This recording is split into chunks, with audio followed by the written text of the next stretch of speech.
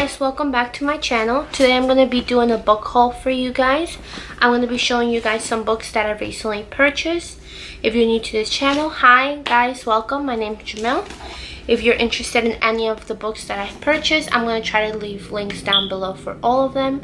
Please don't forget to hit that subscribe button and give this video a thumbs up. Alright, so let's get started. I only have a couple books. Well, I think there are a couple books. There are 6 books that I've recently, no, I'm kidding. 7 books that I recently purchased. So I'm going to be reading the back of them because like I said, I just purchased them. So I'm not sure exactly what all of them are about in detail. And I wouldn't want to give that away for you guys. So I'm just going to read the back. The first book I got, it's this book. It's called The Future is Written, a Sarah Roberts story. And it's by Jonas Sowell. So I recently started reading this book. I'm only in page 41. Sorry about that. So I haven't really gotten into much of it. So I'm going to read a little bit of the back. When Sarah Roberts blacks out, she wakes up to find a prophetic note mysteriously written by her own handwriting. After receiving a message that someone is about to be kidnapped with instructions on how to stop it, Sarah's convinced it won't be too hard to do. She is wrong. The kidnappers take Sarah instead. She's tortured by them in the past and they want to know how she keeps showing up where she has no business being. Sarah needs help from the police, but they're hunting her for a different reason. They found her notebook riddled with prophetic messages linking her to crimes and unsolved cases. Armed with a note that simply states, "Save yourself," Sarah struggles to stay alive using her wit and street smarts. Several years ago, someone murdered Sarah's sister, Vivian. Now communicating with Sarah from the other side, they'll hunt the man who did it and the people who would do it again to Sarah. So this is more like a mystery book. So far what I've read, it's really interesting. It starts off a little confusing the first page because I wasn't exactly sure what was going on. The next book is When in French, Love in a Second Language by Lauren Collins. So this is how the book looks like. I really like Persian book. So a language barrier is no match for love. Lauren Collins discovers this firsthand when in her early 30s, she moved to London and fell for a French man named Oliver. But what does this mean to love someone in a second language? As her relationship with Oliver continues to grow entirely in English, does I love you even mean the same thing as je t'aime? When the couple newly married relocates to Francophone Geneva, sorry, I butchered that. Collins, fearful of one day becoming a brat of a mother who doesn't understand her own kids, decides to answer her questions for herself by learning French. This is the cover. I really like the cover. I have not read it. I'm pretty sure it's really interesting. I did take French in high school, which I really like, which I really want to get back to, which is another book that I want to show you guys. The next book I purchased, it's called Mosquitoland. It looks like this. And it says, her parents split up. Her dad remarried and dragged her to Mississippi. And she finds out her mom is sick back in Ohio. So Mim picks up her life and catches a Greyhound bus to Cleveland.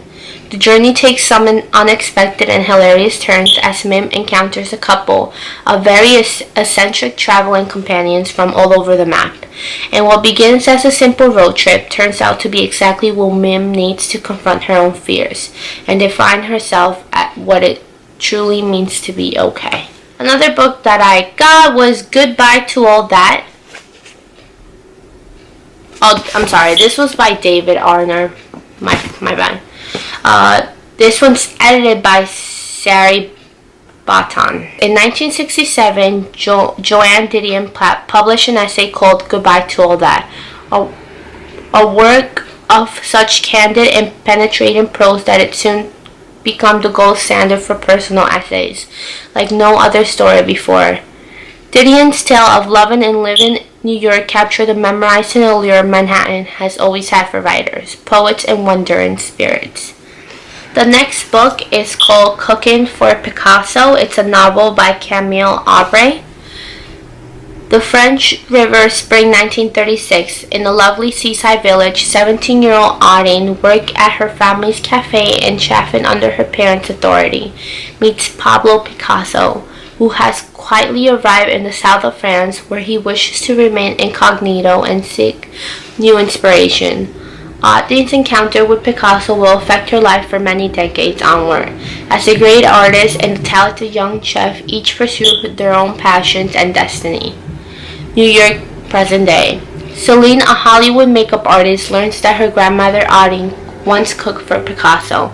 Prompted by her mother's enigmatic stories and the hint of more family secrets, Celine embarks on a voyage to her very own town where Allana and Picasso first met, and discovers truth about art, culture, cuisine, and the love that enabled her to embrace her own future. Inspired by a little-known interlude in Picasso's life and featuring captivating characters, both real and imagined, Cooking for Picasso is a touching and wise story about men and women, mothers and daughters, and artists who those inspire them. So I actually purchased like a workbook, French in 10 minutes. That's what it's called. It basically just for me, it's reviewing like the basic vocabulary that I had learned back in high school and a little bit of college I did the first year. I do recommend you guys actually, learning new things, buying a workbook for something that you're really interested in. You might not know it or you might not learn it perfectly, but I really recommend that you guys do purchase something that will help you learn. I think it's really good for people to kind of focus on learning new things. So that is it for today, guys. I hope you guys liked the video. I will leave links to all the books down below in case you're interested in purchasing any of them. Like I said, if you do not find them or you can somehow have a Barnes & Nobles nearby, Amazon's probably the best way to go. Just write down the title and I'm pretty sure you'll definitely find the book, and probably even a little bit cheaper than where I got it from. So I hope you guys like this video, and I will see you guys soon.